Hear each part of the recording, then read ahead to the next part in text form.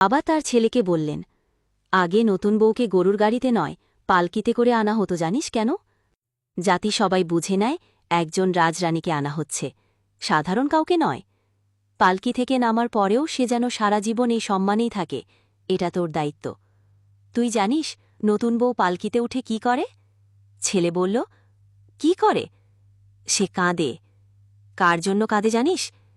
শুধু ফেলে আসা মা বাবার জন্য না, সে কাঁদে অজানা ভবিষ্যতের ভয়ে। তোর কাজ হল এই কান্নাই তার জীবনের যেন শেষ কান্না হয় সেটা নিশ্চিত করা। এরপর সে কাঁদবে মাত্র 2 বার, মা হওয়ার আনন্দে, তুই মারা গেলে তোর শোকে। জানিস বউ সবচেয়ে বেশি কষ্ট পায় কিসে? স্বামীর খারাপ ব্যবহারে। আমি খুব রাগী, তবু কখনো তোর মায়ের সঙ্গে উঁচু গলায় কথা বলিনি।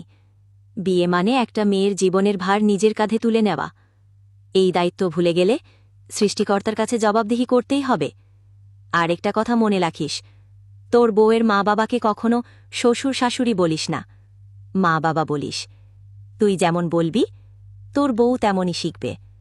ভালোবাসা শেখানো শুরু হয় নিজের ব্যবহার দিয়ে। সৃষ্টিকর্তা সব কিছু দেখেন। তোর পাল্লায় তুই যা দিবি তিনি তার পাল্লায় ঠিক তাই দিবেন। বিয়ে মানে শুধু দুজন মানুষের বন্ধন নয়, এটা একে অপরের চোখের জল মুছে ফেলার চুক্তি।